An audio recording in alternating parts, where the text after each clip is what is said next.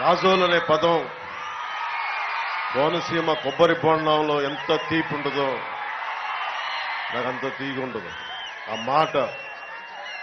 రోజు జనసేన 2019లో ఒక్క విజయం, ఒక్క రాజోలు విజయం, మబ్బులు కమ్మిన చోట, అసలు వెలుతురు లేని చోట, గాఢాంధకారం ఉన్న చోట రాజోలు విజయం చిన్న వెలుగు రేఖ. నాకు మా ఆడపడుచులు, మబ్బుల్లో పరిగెత్తే పిడుగుల్లాంటి యువత,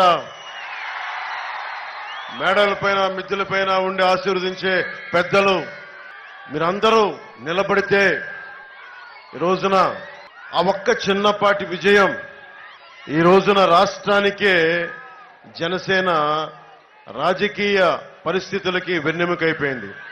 ఆ విజయం మీది.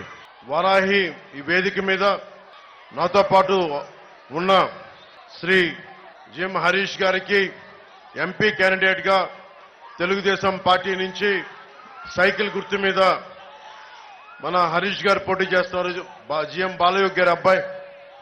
అలాగే జనవాణి కార్యక్రమానికి సంధానకర్తగా వ్యవహరించి ముందుకు తీసుకెళ్లిన శ్రీ వరప్రసాద్ గారికి గాజు గ్లాసు గుర్తు మీద మన పార్టీ తరఫున పోటీ చేస్తా ఉన్నారు. ఇది మనకి 18 రోజులు మిగిలి ఉంది. 5 సంవత్సరాల నుంచి పనిచేస్తా ఉన్నాం. ఈ 5 సంవత్సరాల నుంచి మనం రోడ్ల మీదే ఉన్నాం. నన్ను మొదటి తరం రాజకీయ నాయకుడిని నేను.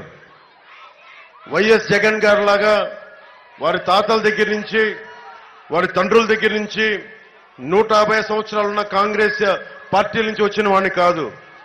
మన స్వయం కృషి మీద చిన్నపాటి ప్రభుత్వ ఉద్యోగి కొడుకుని నేను మీ అందరి అభిమానంతో నటనలోకి వెళ్లి మీ అభిమానాన్ని సంపాదించుకొని 2009లో రాజకీయ ప్రస్థానాల్లో భాగస్వామి అయ్యి దాన్ని నిలబెట్టుకోలేకపోయినా ఆ బాధ, మన వల్ల కాదు రాజకీయ పార్టీ అని అందరూ అంటే పంతం తీసుకున్నాను, బలంగా తీసుకున్నా.